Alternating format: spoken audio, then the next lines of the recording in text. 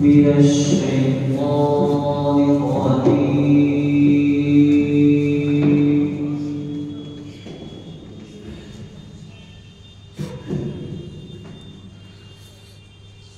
بسم الله الرحمن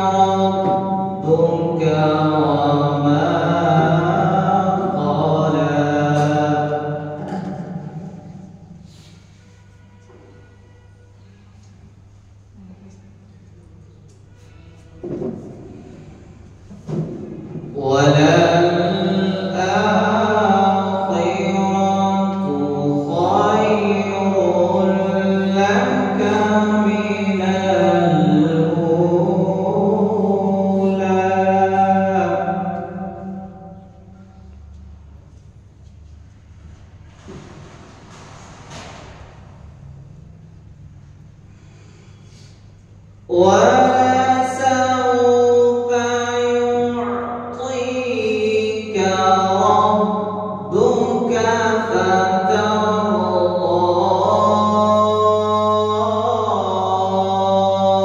ألم يجدك يتيما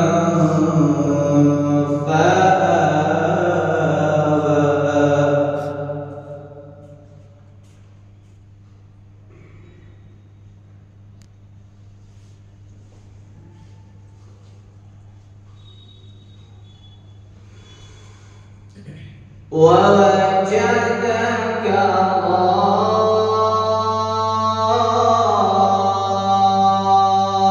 ضالا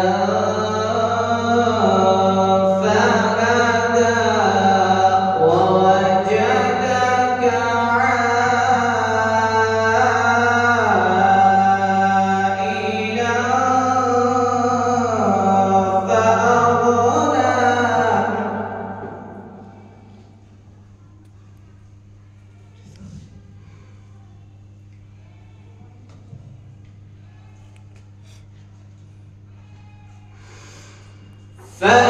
فأما اليتيم فلا تقهر وأما السائل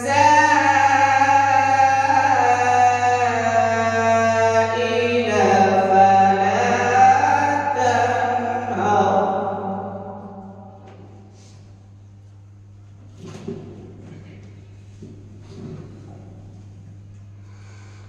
فأما اليتيم فلا تقهر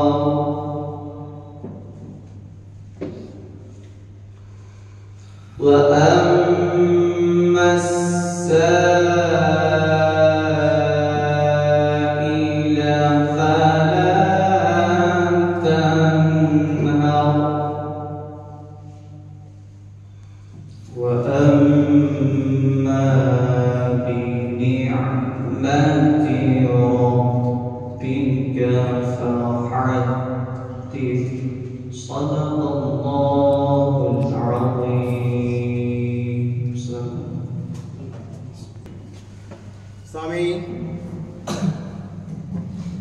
सामीन, हमारे मस्जिद की इफ्तिताह कलाम पाक से हो चुकी है। अब हम अपने इस प्रोग्राम को आगे बढ़ाने के लिए नाते नबी सल्लल्लाहु अलैहि वसल्लम पेश करने के लिए यासिर अम्मार साहब को आवाज़ दे रहे हैं। यासिर अम्मार साहब आए और नाते रसूल गुनगुनाएं।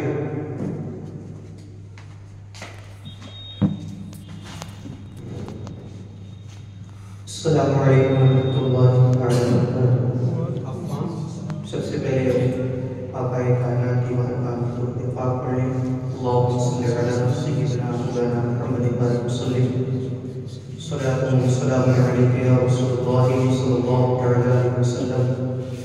नात पाक के रुकन शेर हुक्म के मुताबिक पेश कर रहा हूँ।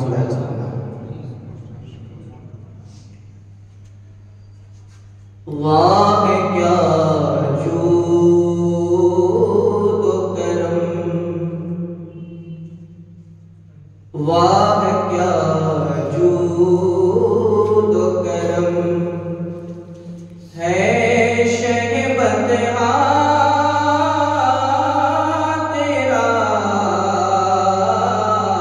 वाह क्या जूद करम, वाह क्या जूद करम है शहबतहा तेरा। नहीं सुनता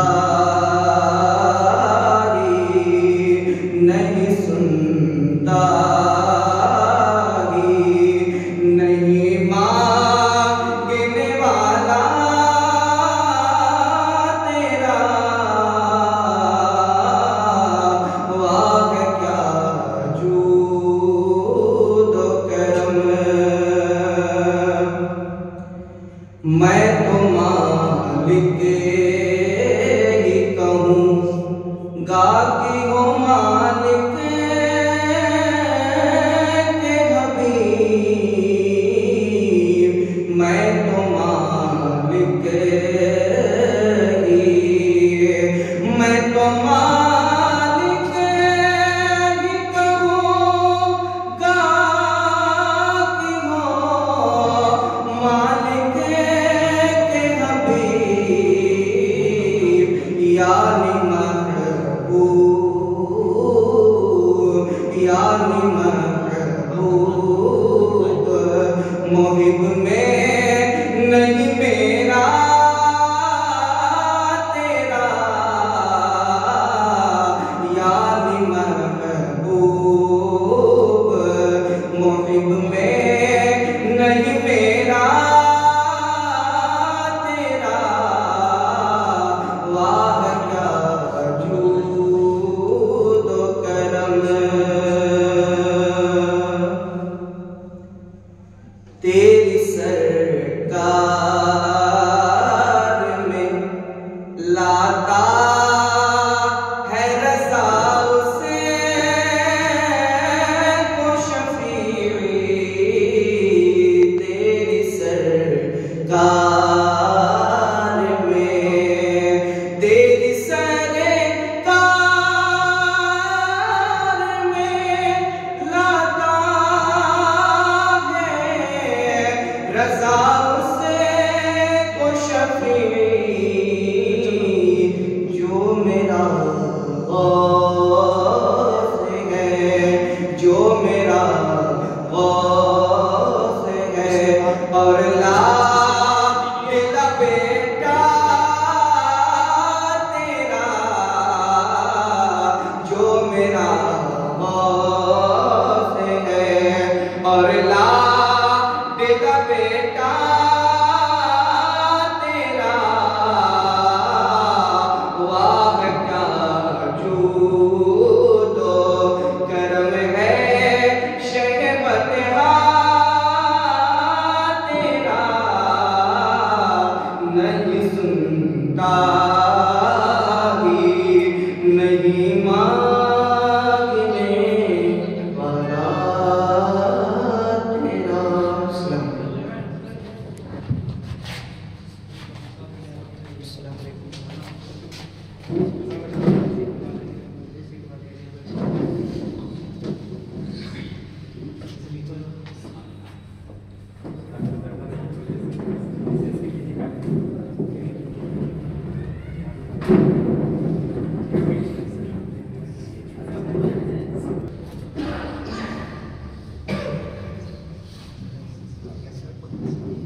इल्म व अमल का शौक, इल्म व अमल का शौक बढ़ाते रहेंगे हम, सोए हुए दिलों को जगाते रहेंगे हम।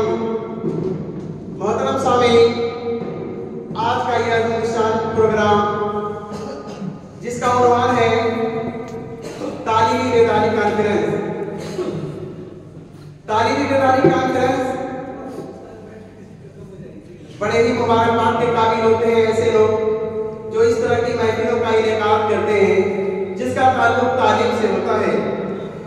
और क्यों न हो कि इल्म खुशबू है, इल्म खुशबू है जो बिखरे तो महक जाता है और इल्म को देख के हर जहन बहक जाता है। तो आइए इसी माहौल में हम अपने मेहमान DCS के PG कॉलेज के प्रोफेसर, हिस्ट्री डिपार्टमेंट के प्रोफेसर डॉक्टर जल्ला साहब को मैं इनवाइट कर रहा हूँ, वो आए और अपनी बात रखें। डॉक्टर जल्ला साहब स्टेज पर।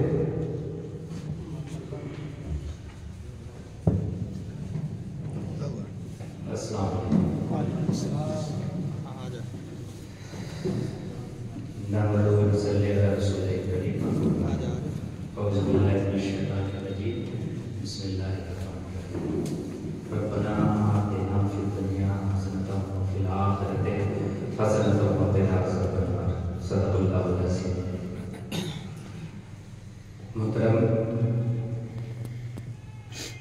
हज़रात, सामईन किराम और मंच का जलवा अफरोज़ प्रोफेसर मुस्बाही साहब,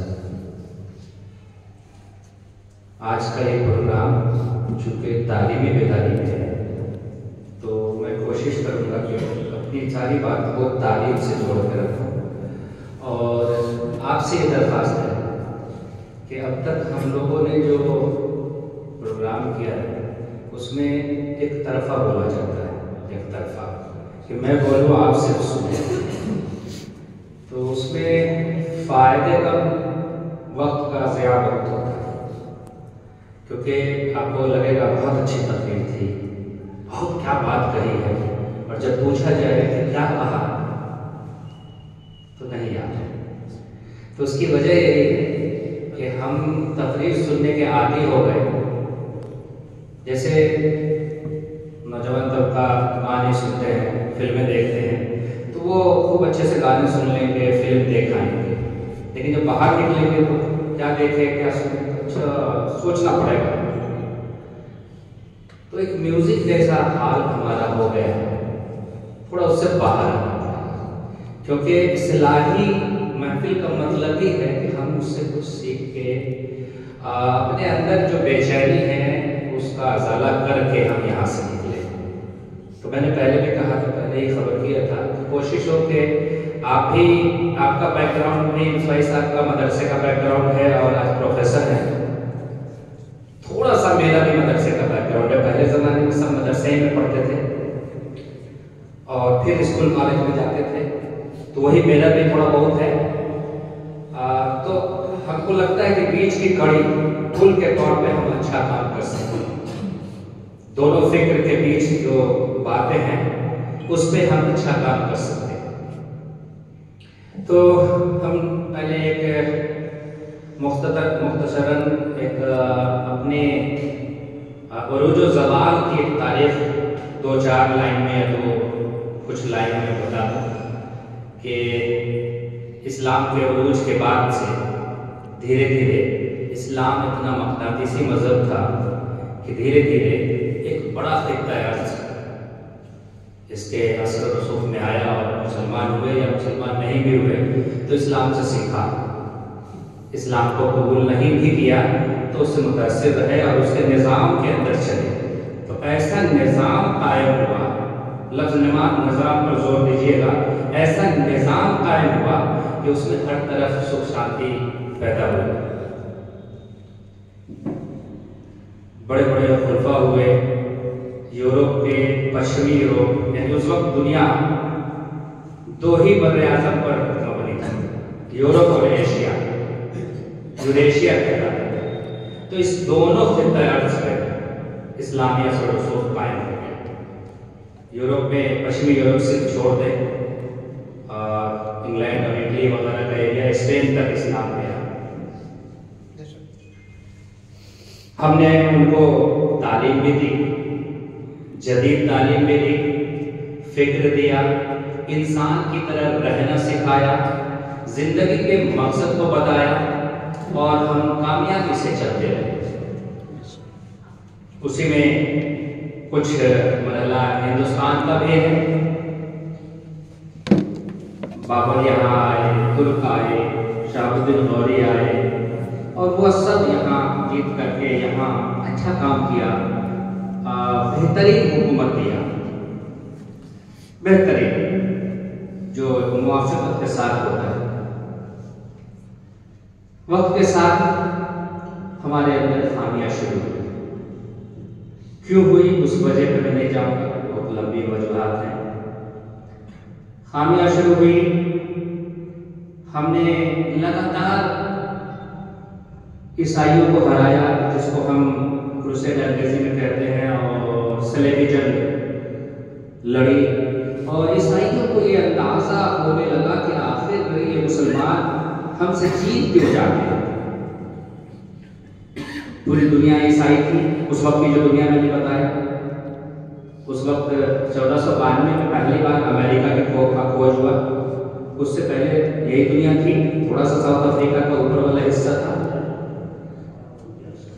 1453 तक लगातार हम जंग के मैदान में भी जीतते रहे और समाज में भी जीतते रहे। 1453 में एक वाकया होता है, कुस्तुनतुनिया का सवाल होता है। कुस्तुनतुनिया को मुसलमानों ने, तुर्कों ने जीत लिया। 1453 की वो डेट है। इस तारीख के बाद हमारा सवाल शुरू होता है। हालांकि वो सबसे ऊंचा मकाम था, वो आखिरी किला था ईसाइयों का, वहीं ईसाई बचे थे। वो आखिरी किला भी 1453 में जीत लिया। होना तो ये था कि आगे बढ़ते, लेकिन ईसाइयों ने इस पर गौर करना शुरू किया कि आखिर क्या वजह है कि मुसलमान हमसे जीत जाते हैं, जबकि तादाद में बहुत कम है उनके मुकाबले। आज भी उनकी तादाद बहुत ज्यादा है, 2 अरब से ज्यादा है, हम 1.5 अरब से ज्यादा है। ये सब जो उनके आलिम थे उनके, वो सब यूरोप, पश्चिमी यूरोप में, इटली में एक जगह है फ्लोरेंस में जाके जमा हो गए और वहां बैठ करके उन्होंने गौर व फिक्र किया कि क्यों ना हम इस्लाम के निज़ाम को समझें, उनके सिस्टम को जानें। इसके लिए हम जितने भी इस्लामिक लिटरेचर हैं, किताबें हैं, उन सबको ला के पढ़ा जाए। और फ्लोरेंस में इस्लाम की सारी किताबें जमा हुई और उसको पढ़ते गए और 50 साल का लगभग ये वक्फा था। वो एक नतीजे पे पहुंचे कि मुसलमान क्यों हमसे जीत जाते हैं, और उस नतीजे को उन्होंने 5 नाम से सेट किया। पहला नतीजा था ह्यूमनिज्म, कहते हैं अंग्रेजी में इंसानियत, कि मुसलमान इसलिए जीतते हैं कि वो जंग में भी इंसानियत का दामन नहीं छोड़ते। समाज में आते हैं तब वो इंसानियत का दामन नहीं छोड़ते।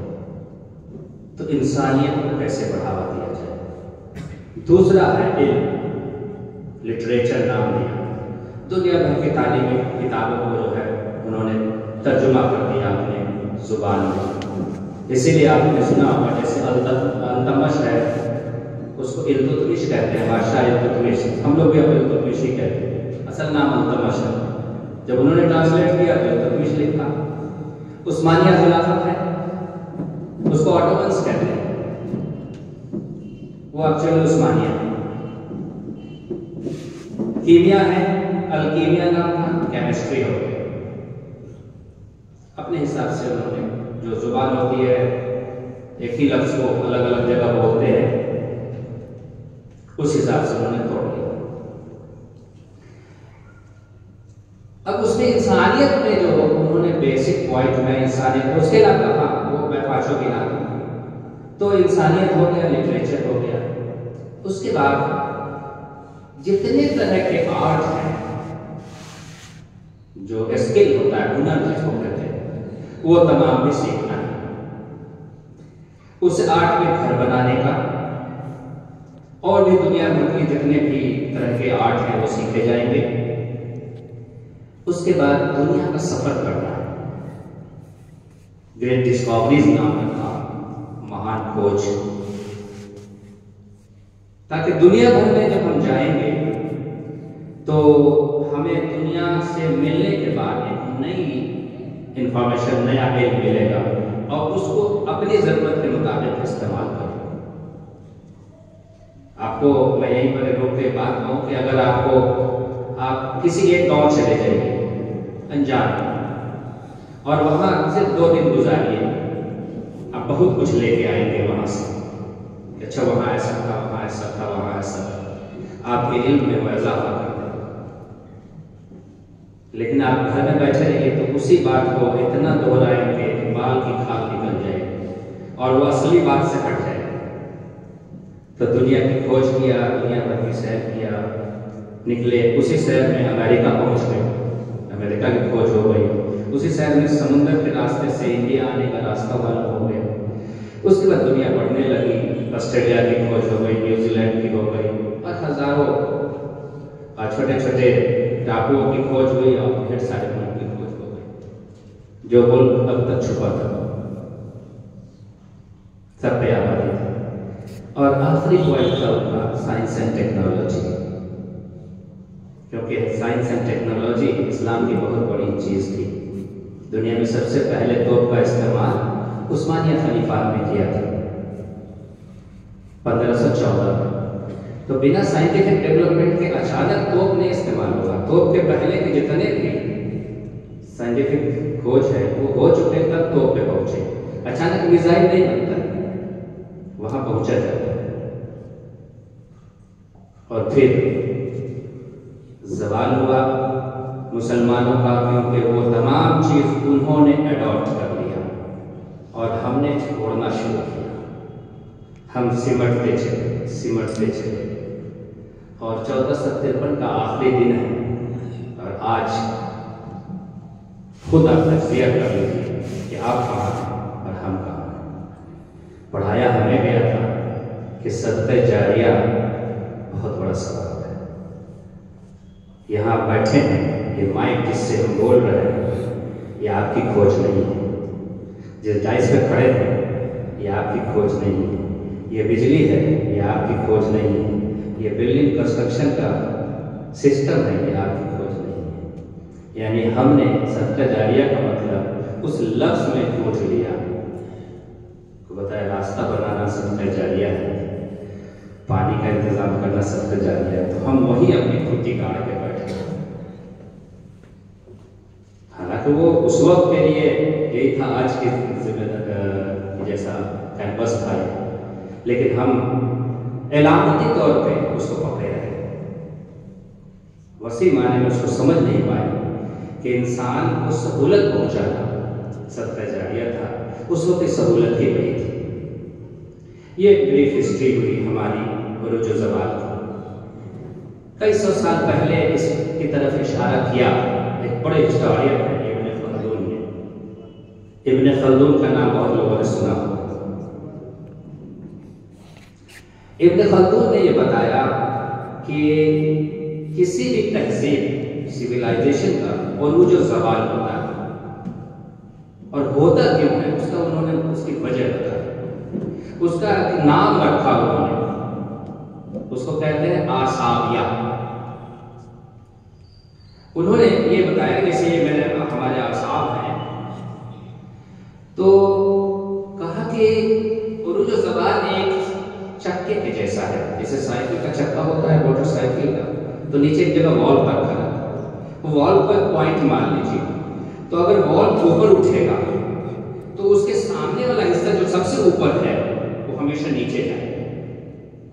और उन्होंने बताया कि जब हम तरक्की की उस मंजिल को पहुंच जाते हैं कि हम सबसे ऊपर आ जाते हैं, तो अब हमारे आसाब कमजोर हो जाते हैं, हम मेहनत करना छोड़ देते हैं, अब हम आराम परस्त हो जाते हैं, हमारा जहन इस बात के लिए अब माइल हो जाता है कि ये जो हमने हासिल किया है उसको भोग लिया जाए। तो नीचे वाला हिस्सा होता है जिसके आसार अभी मजबूत है, उनके पास कुछ नहीं है, वो ऊपर उठना शुरू करता है। और वो जब ऊपर उठता है तो ऑटोमेटिकली जितना ये ऊपर उठेगा उतना वो नीचे जाएगा। जितना इस्लाम कंट्री, जितना ब्रिटिश, जितना क्रिश्चियन ऊपर उठते गए उतना हम नीचे आते गए और हम नीचे पहुंचे और इतना नीचे पहुंचे कि अब वहां पर जब नीचे पहुंच गए तो अब उस पर बहुत सारे अल्फाज काम ही नहीं करते। मर्द नादा पे कलामे नर्म नाजुक बेअसर हो चुका है। हम वहां पहुंचे हैं। इसको अगर एहसास कर ले तब हम ढूंढें कि हमारे अंदर क्या क्या कमियां आई जिसकी वजह से हमारे अंदर इतनी तालीमी फुकदान पैदा हुआ। तो मैं यहाँ पर एक बात कहना चाहूँगा कि यहाँ हम तालीमी बेदारी की बात करने आए हैं, इबादत की नहीं। अगर कोई बात किसी को बुरी लगे मजहबी तौर पे तो अकेले में बात कर लेंगे, झगड़ा नहीं करेंगे। थोड़ा सा 1 मिनट के लिए हम हटते हैं इबादत में नमाज से, छोड़ने नहीं करते, उसको किनारे करते हैं। नमाज अगर हटा दे जाए, जैसे हमारा दीन जो है टोटल नमाज के चारों तरफ घूमने लगा। नमाज के तौर तरीके, नमाज पे करोड़ों किताबें लिखी गई, नमाज के मसलकी वजूहात, मसलकी हल सब कुछ लिखे गए। नमाज को दीन का अव्वल फर्ज तो है लेकिन आखिरी भी मान लिया गया अमलन। मैं उसको थोड़ा हटा दीजिए, समझिए 1 मिनट के लिए कि हम लोग नमाज से हट के बात कर रहे हैं। अब आप अपने अंदर खूबी तलाशिए, मुसलमान होने की हैसियत से चलिए बहुत नमाजी है, चलो इसको किनारे करते हैं। अब खूबी तलाशिए, अगर कुरान शरीफ सिर्फ नमाज, रोजा या 5 से जो अरकान माने जाते हैं, खमसा 5 अरकान तौहीद, नमाज, रोजा, हज, ज़कात, इस्लाम की इमारत इस 5 बुनियाद पे खड़ी है। तो हम बुनियाद को हट के इमारत की बात करते हैं। भाई किसी प्लॉट में खाली बुनियाद खड़ी कर दे तो प्लॉट भी खराब हो जाएगा और पिलर भी काम का नहीं और इमारत तैयार नहीं। तो इस्लाम जो है वो 5 बुनियाद पे खड़ी है। तो क्या चीज? इस्लाम की इमारत खड़ी है, इस्लाम की इमारत खड़ी है। तो कौन सी इमारत है? आखिर इमारत है क्या? ये जो बुनियाद है, इस बुनियाद को सिर्फ बताना होगा, कोई दिक्कत नहीं।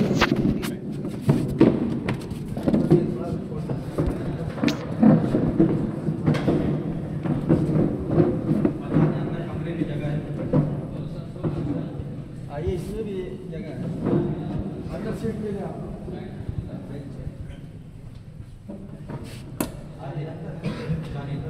उधर भी इधर भी हम बैठिए, आगे बैठिए।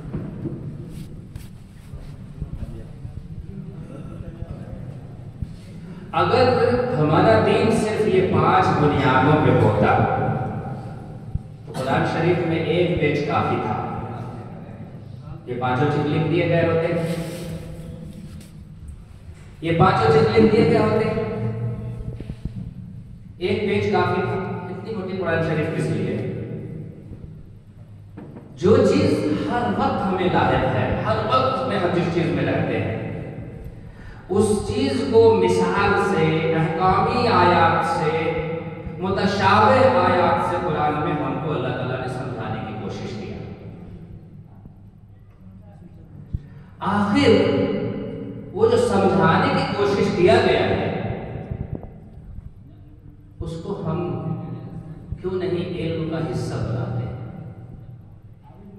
तलबुल इल्म फरीज़तुन अला कुल्लि मुस्लिमिन व मुस्लिमतिन, या मुस्लिमिन तक भी तो इसको अगर हम समझते हैं कि इल्म दीन के बारे में इस हदीस में कहा गया है, अगर इस हदीस में ये इल्म दीन के बारे में कहा गया है, तो पहले तो हम इसमें बात कर लें कि क्या इन 5 अरकान के अलावा कुरान में कोई और इल्म दीन में है? हम उसकी बात क्यों नहीं करते? जीने का पूरा हुनर कुरान में दिया हुआ है। कर्ज कैसे लिया जाए, कितने गवाह होने चाहिए, वो दिया हुआ है। हम उनकी बात क्यों नहीं करते? कम तौलने पर क्या तरीके बताए गए हैं, ग़ीबत करने पे कौन सी सजा बताई गई है, हराम के माल से इबादत करने पर कौन सी बात बताई गई है, हम उसकी बात क्यों नहीं करते? जो 30 पारा कुरान शरीफ है उसको हम सिर्फ नाज़रा क्यों समझते हैं? कितनी बेईमानी है कि हम डिग्री देने के लिए मदारिस में बुखारी को तर्जुमा और मतलब के साथ पढ़ा के उसको खत्म करते हैं और कुरान का सिर्फ नाज़रा कराते हैं। अगर ये दीन अल्लाह का है तो अल्लाह ने अपनी बात सिर्फ कुरान में कही है, उसको छोड़ के सारे हम बड़े आलिम बुजुर्गों की किताबों को पढ़ाते सुनाते हैं और इसमें ये जवाब देते हैं कि ये कुरान शरीफ सबके समझ की बात नहीं है। अल्लाह के बंदे, तेरे समझ की तो बात है, तू ही बैठ के हमको सिखा इसमें क्या लिखा है। ये 30 पारा फालतू में अल्लाह ताला ने नाज़िल नहीं किया है। मैं कहां कह रहा हूं कि बयान में मैं समझा रहा हूं कुरान तुमको, तू ही उसको समझा, लेकिन उससे समझा। यकीन मानिए, कर्ज लेने की जो तरकीब दी हुई है कुरान में, मैं एक मिसाल बताऊं, अगर आप अमल कर देंगे उस पे तो झगड़ा हो जाएगा। उस रिश्तेदार, दोस्त, रफ़्का से झगड़ा हो जाएगा जिसको आपने कर्ज दिया है। यानी हम इस दर्जे को पहुंच चुके हैं कि कुरान पर अमल करने से झगड़ा हो जाएगा। क्यों? इसलिए कि कुरान तो सिर्फ नाज़रा के लिए। अगर कुरान से हम सीखे होते तो झगड़ा नहीं होता। और हमारे समाज में बहुत इत्मीनान से रहते हैं। मैं कर्ज की तरकीब बता दूं कि जब कोई मैं आयत नहीं मुझे याद है, मैं माना बता, जब कोई तुमने से कर्ज ले तो 2 गवाह लेके आए और एक लिखने वाला लेके आए। वो लिखेगा, उस पर 2 गवाह होंगे और वो दोनों गवाह उस वक्त मौजूद होगा, कितने दिन के लिए रहे, क्या ले रहे हैं, सबके साथ लिखा जाएगा और वो गवाह इनकार नहीं करेगा। जब उसकी जरूरत होगी बुलाने की तो लिखने वाला मना नहीं करेगा। अगर ऐसा हो जाए तो आपको लगता है कि फालतू का हम कर्ज लेने जाएंगे किसी के यहां? शर्माएंगे। लेकिन गए, 10,000 दे दो, नहीं दिया, बहुत बदमाश है, तुम्हारे पास बहुत पैसा, दे नहीं गए। हमारे पास जो निजाम कुरान ने बताया कि किससे तुमको शादी करनी है, नाम से गिनाया गया है, और किससे नहीं करनी है। क्या चीज तुमको खाना है हलाल और क्या हराम है, ये लिखाया गिनाया गया। वैसे ही हमारे पास ज़कात का पैसा किस किस को देना है, नाम से गिनाया गया। बिना नाम के नहीं है। और जब नाम आ गया तो आपको यह हक नहीं बनता है कि उस नाम को नजरअंदाज कर दे। आज क्या हो रहा है, सब नजरअंदाज।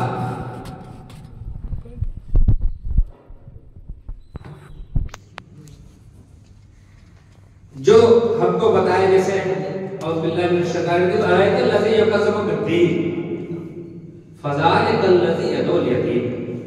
जो लोगों को यकीन नहीं है कि क़यामत के दिन उनसे हिसाब लिया जाएगा, वही लोग यतीम को धक्का देते हैं।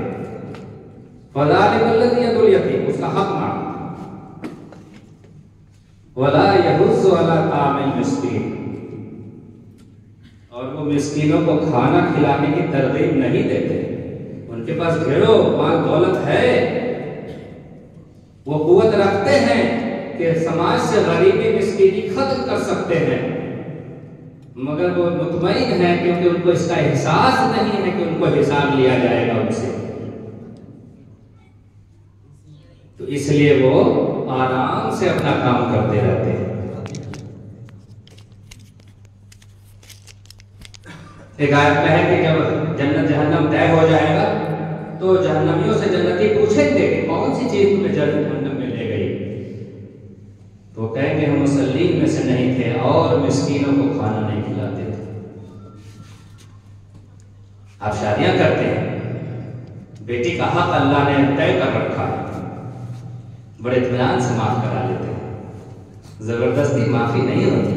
क्या क़यामत के दिन आप पूछेंगे नहीं बेटी माफ कर दी थी? न, जवाब नहीं, बेटा क्यों नहीं माफ कर देता है, दे दे सब बेटी को। आप उस सिस्टम से खेलिए मत, अल्लाह के निजाम से खेलिए मत।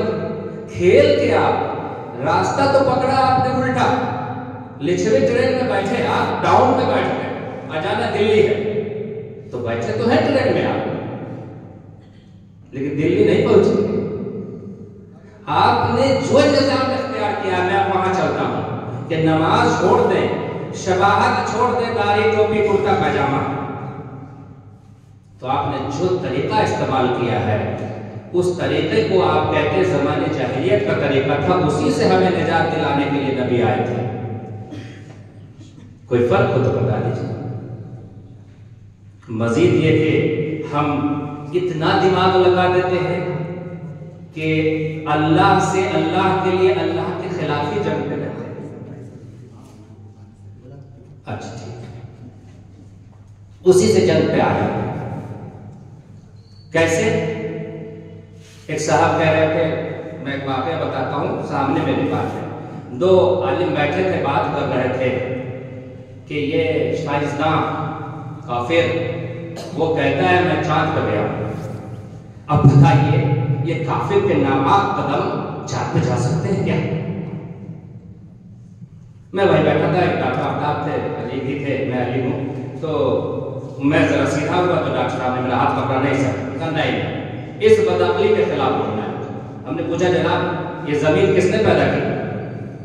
चुप हो गए, वो हड़बड़ा, मैंने कहा मैं बता रहा हूं अल्लाह ने। चांद किसने पैदा किया? तो अल्लाह ने। तो जमीन पे काफिर रह सकता है और चांद पे नहीं जा सकता है। अफसोस, कितनी अच्छी अकल रखते हैं आप। तो आप साइंस के खिलाफ आपका इतना मुतनफ्फिर जो रवैया है वो बहुत बड़ा डैमेजिंग है।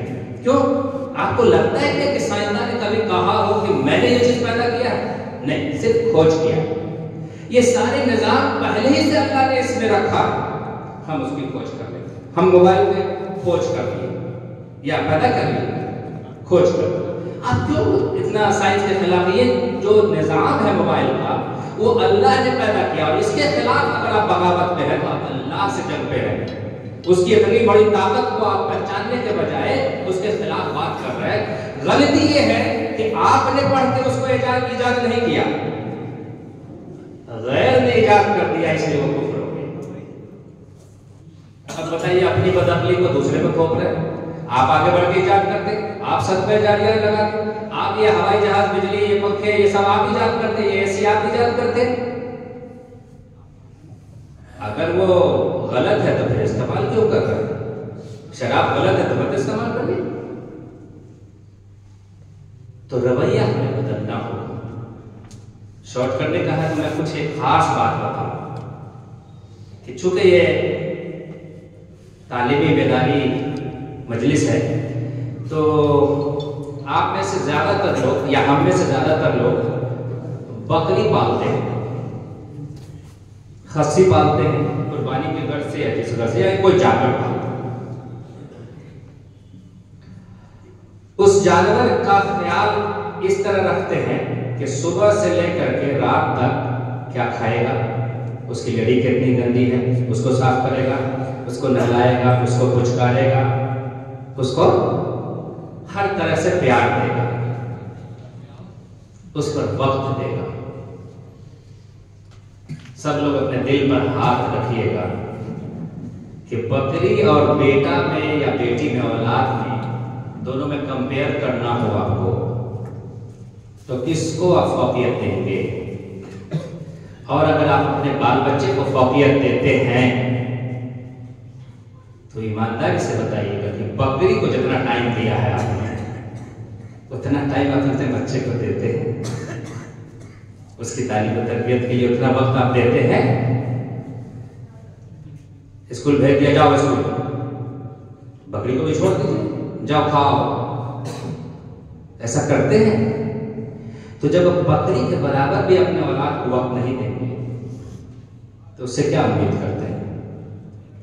साइंस का फॉर्मूला है कि 13 साल की उम्र तक न्यूरॉन बनता है ब्रेन में, अरबों में, और जो चीज वो बचपन में सीख गया 13 साल के बाद न्यूरॉन बनना बंद हो जाता है, तब मिनिमम हो जाता है 500 बनता है। डॉक्टर साहब बैठे हैं, 500 बनता है। उसके बाद वो न्यूरॉन बनना जब बंद हो जाता है तो जो आदत पड़ गई पढ़ने की, खेलने की, बुराई करने की, बदजुबानी करने की, जिस माहौल में वो पला बढ़ा, वही आदत जिंदगी भर रहती है। और बाद में तकरीरों का असर उस पर नहीं होता है तो हम पूछते हैं। मुझको कई बार यह दहानी कराई गई है कि वक्त कम है, तो मैं इन्हीं बातों पर अपनी बात खत्म करता हूँ। लेकिन फिर मुझे एक बात जरूर कह लेने दीजिए, थोड़ा सा एक वक्त बहुत इम्पोर्टेंट बात है कि जैसे किसी स्कूल में, मदरसे में या कोई भी तालीमी इदारा है, उसमें बच्चे पढ़ते हैं, हमारे बच्चे पढ़ते हैं। कोई स्कूल अगर प्राइवेट चल रहा है तो उससे हमारा रिश्ता दुश्मनाना होता है। हम फीस देते हैं ना, सब कुछ स्कूल वाला करेगा, और उसको हम बहुत बुरे निगाह से देखते हैं। कोई भी रिफाए आम का काम वहाँ नहीं करते, मसलन लाइट, सड़क, पानी हम बाहर कर देंगे, उसमें सरकारी या रिफाए आम से जो भी कौमी पैसे से वहाँ नहीं करते, क्योंकि वो प्राइवेट है। और जबकि सोचिए कि आप ही का बच्चा वहाँ 300, 400, 500 बच्चे जो हैं रोज उसका इस्तेमाल करते हैं, तो क्या उनके इस्तेमाल से सवाब नहीं होता? आपको इनकरेज करिए, ऐसी बातों को बढ़ावा दीजिए। जो स्कूल खोलते हैं ऐसे मदद करिए। जो पैसे वाले हैं उनके यहाँ जाइए, उनके यहाँ टेबल बेंच की कमी हो वो पूरा कराइए, कमाने दीजिए। भाई कमा रहा है आपका। लैब के बिना साइंस नहीं पढ़ाया जाता। पूरे मऊ में किसी स्कूल में लैब नहीं है। आपके पास पैसा है तो आप जाइए लैब में मदद करिए, लिखवाइए अपने आप के नाम से लैब, लेकिन बना के दीजिए, तब जाकर आप कुछ कर पाएंगे। ये तकरीरी महफिल, जो कि वक्त इतना कम है कि मैं बात नहीं कर पाया, इतनी सी बात पर आप ध्यान दीजिए, अपने बच्चों को वक्त दीजिए। स्कूल कॉलेज जो आपकी खिदमत करता है 2 पैसा लेके, उससे दुश्मनाना रिश्ता मत रखिए, उसकी मदद करिए ताकि वो खड़ा हो सके और आपका बच्चा अच्छा कर सके। इन्हीं बातों के साथ मैं अपनी बात खत्म करता हूँ। शुक्रिया। आप लोग थोड़ा सा कुर्सी को आगे कर लीजिए, जहां तक जगह हो सके।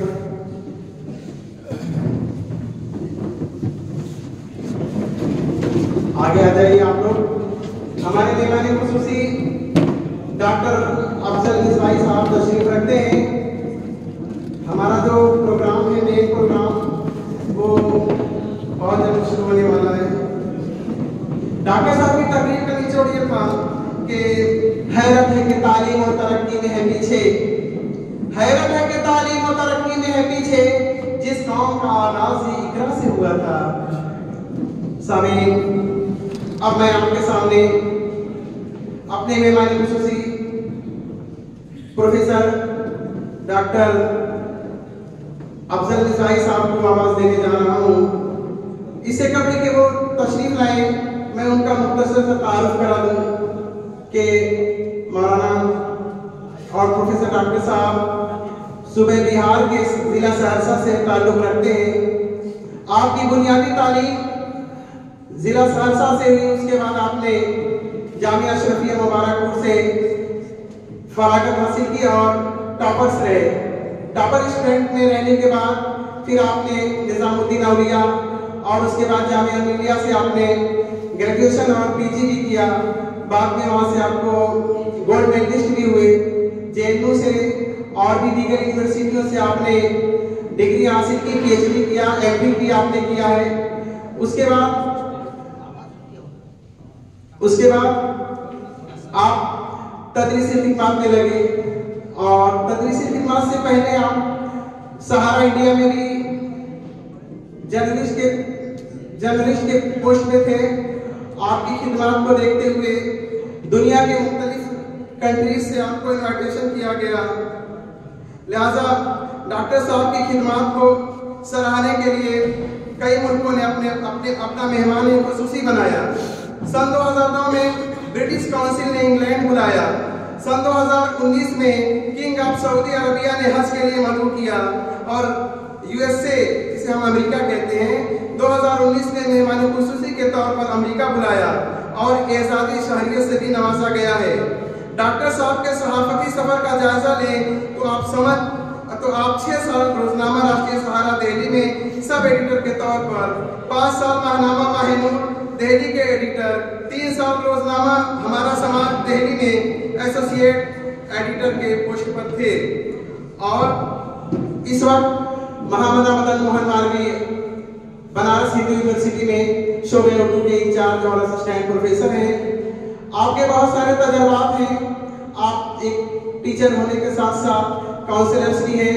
दुनिया के मुख्तलिफ ममालिक का आपने सफ़र किया है, वहाँ हमारी सिचुएशन क्या है, मुसलमानों की कंडीशन क्या है, हमें किस तरह से आगे बढ़ना चाहिए, ये सारे पॉइंट्स सर के माइंड्स में हैं और आपने इस तरह की चीज़ों पे बहुत बार सेमिनार भी किया है। हम उम्मीद करते हैं कि आप हमारी रहनुमाई फरमाएंगे। सर को मैं आवाज़ दे रहा हूँ, डॉक्टर साहब आए और हमारे तलबा की और हम लोगों की रहनुमाई फरमाएं।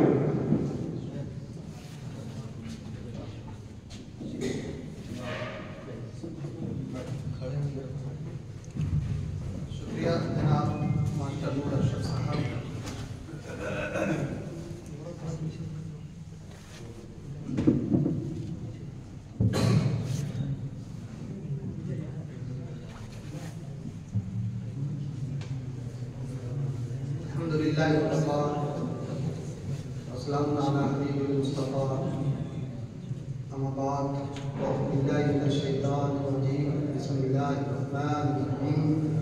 रब्बना आतिना फिद दुनिया हसनतन व फिल आखिरति हसनह। सदक़ल्लाहु मौलाना अज़ीम व सदक़ रसूलुहुन नबियुल अमीनुल करीम व नहनु अला ज़ालिका लमिनश शाहिदीन व शाकिरीन वल्हम्दुलिल्लाहि रब्बिल आलमीन। मास्टर रेहान अशरफ साहब आगे आ जाएं तो मुझे ज़्यादा अच्छा लगेगा। आप तशरीफ लाइए आगे। स्टेज पर तशरीफ फरमा हज़रत अल्लामा मौलाना जाफर सादिक साहब क़िबला मदरसतुल जनाब डॉक्टर ज़ियाउल्लाह साहब, मास्टर नूर अशरफ साहब, मुख्तलिफ मदारिस के हमारे सामीन में तलबा, अदरी के तालीम याफ्ता हजरात और जहाँ तक मेरी आवाज़ पहुँच रही है इफ़्फ़त माओ बहनों, सबसे पहले तो मैं हज़रत अल्लामा मौलाना जाफर सादिक साहब और आपके मुहिब्बीन, आपके जो चाहने वाले हैं, उन लोगों को मैं मुबारकबाद पेश करना चाहूँगा कि ये पहला मौका है कि जब तौसीफ़ खुतबा के लिए मुझे आवाम की तरफ से मदऊ किया गया। अब तक मैं मुल्क या बैरून मुल्क यूनिवर्सिटीज़ में एक्सटेंशन लेक्चर के लिए या तौसीफ़ खुतबा के लिए जाया करता था, लेकिन ये पहला मौका है जब आवाम में से मुझे मदऊ किया गया है कि आप आएँ और इस टॉपिक पर खिताब करें। ये अपने आप में बहुत बड़ी बात है और मुझे लगता है कि इसकी बुनियाद उसी दिन पड़ गई थी जब ईद मिलादुन नबी के मौका पर मेरी तकरीर हुई थी और उसका उन्वान था importance of education for revival of उम्मत की नशत सानिया के लिए तालीम की अहमियत। वो तकरीबन 1.25 घंटे 1.5 घंटे का मेरा खिताब था जो मुकम्मल तौर पर इल्म की अहमियत पे था। उसकी रिकॉर्डिंग आपके पास होगी। इल्म की अहमियत पे हमारे डॉक्टर साहब गुफ्तगू कर चुके हैं और मुझे नहीं लगता कि इल्म की अहमियत के हवाले से कुछ आपको बताने की ज़रूरत है। क्या आप महसूस करते हैं कि मुझे इल्म की अहमियत पे आपसे गुफ्तगू करनी चाहिए? आप दिल की गहराइयों से बताएं, सच्चाई के साथ सीने पर हाथ रख करके बताएं कि क्या आपको लगता है कि इसके बारे में बताया जा सके? मेरे दोस्त, इल्म के बगैर आप जिंदा तो रह सकते हैं, जिंदगी गुजार नहीं सकते, जिंदगी बसर नहीं कर सकते इल्म के बगैर। इल्म के बगैर इंसान जानवरों की जिंदगी गुजार सकता है, लेकिन इल्म के बगैर इंसान की जिंदगी नहीं गुजार सकता है। जानवर और इंसान में फर्क ही यह है कि जानवर तालीम याफ्ता नहीं होते और इंसानों से यह तसव्वुर नहीं किया जा सकता है कि वो गैर तालीम याफ्ता हो।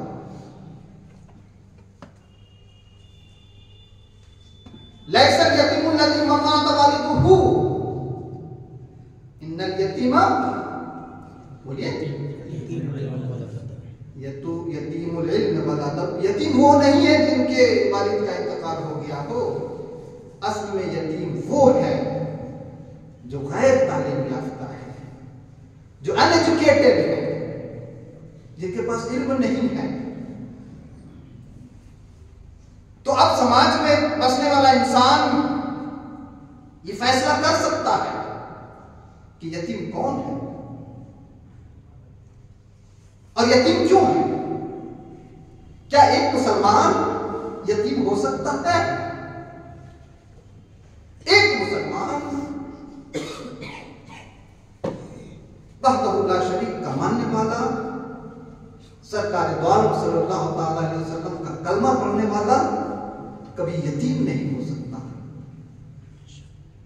अगर वो तालीम याफ्ता है। इसलिए मैं इल्म की अहमियत पे बहुत ज्यादा गुफ्तगू करने वाला नहीं हूं। जो चीज अज़हर मिन अश-शम्स हो, सूरज की तरह दिन के उजाले में, आज के दिन की बात नहीं कर रहा हूं मैं, आज तो बहुत ही ज्यादा कोहरा है, धूप भी नहीं है, तो मैं आज की बात नहीं कर रहा हूं।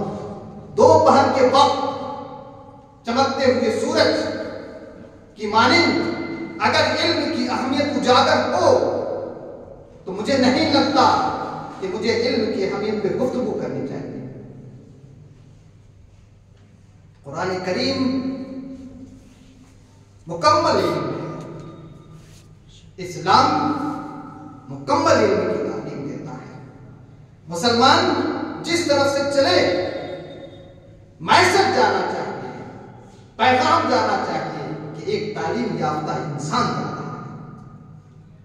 मैं तो आज आपके दरमियान इसलिए आया हूं कि आप तालीम हासिल कर रहे हैं। अब मेरी गुफ्तगू तकरीबन 1.5 घंटे इसी मौजू पर होगी कि आप तालीम हासिल कर रहे हैं। अब आप तालीम हासिल कर रहे हैं तो मदरसे में तालीम हासिल कर रहे हैं या स्कूल में तालीम हासिल कर रहे हैं या कॉलेज में तालीम हासिल कर रहे हैं या यूनिवर्सिटी में तालीम हासिल कर रहे हैं। ये डिफरेंस इतना ज्यादा है इसका कि मुझे ऑकवर्ड महसूस हो रहा है गुफ्तगू करने में, कितना डिस्टेंस में होना चाहिए। तो आज की गुफ्तगू का जो महवर है कि मदारिस के फारिगीन या जो स्कूल में तलबा या तालिबात ज़ेर तालीम हैं, उनका मुस्तकबिल कैसे रोशन हो, उन्हें क्या करना चाहिए, वो किस तरह से मुस्तकबिल में कामयाब हो सकते हैं। अज़्म महकम हो तो होती है बलाएं पसपा, अज़्म महकम हो तो होती है बलाएं पसपा, कितने तूफान पलट देता है साहिल तक। और सुकून मौत है जो दो अमल की दुनिया में, सुकून मौत है जो दो अमल की दुनिया में, थको तो और भी दर्दों को खासा करो। यहां मैं देख रहा हूं कि मदारिस के तलबा और यहाँ मदारिस के फारिगीन की तादाद ज़्यादा है और हमें जिन लोगों ने मदद किया है उनमें स्कूल और कॉलेजेस में तालीम हासिल करने वाले भी हैं। तो आज मैं आप दोनों के लिए मुश्तरका तौर पर गुफ्तगू करूंगा, कभी मदारिस के तलबा के लिए, फारिगीन के लिए और कभी स्कूल की तरफ। लेकिन जब मैं मदारिस के हवाले से गुफ्तगू करूंगा तो स्कूल वाले ये ना समझे कि मुझे छोड़ दिया गया, या मैं स्कूल के हवाले से गुफ्तगू करूं तो मदारिस के तलबा ये ना सोचें कि मेरी गुफ्तगू ही नहीं हो रही है। एक की गुफ्तगू दूसरे के लिए भी मुफीद होगी और उनकी गुफ्तगू आपके लिए भी मुफीद होगी। आपको इस तरह से समझने की जरूरत होगी। आमतौर पर मदारिस में जो तालीम हासिल करते हैं तो ये एक मफरूजा है कि मदारिस में तालीम हासिल करने के बाद रोजगार हासिल करने में, यानी रोजगार पाने में बहुत परेशानियों का, दुश्वारियों का सामना करना पड़ता है। ये क्या है? मफरूजा। ये फर्ज कर लिया गया है लोगों के, ये मतलब ये कि ये एक वहम है, ये एक वहम है। क्यों? उसकी एक मिसाल मैंने मदरसे में तालीम हासिल की, मैं यूनिवर्सिटी में असिस्टेंट प्रोफेसर हूँ।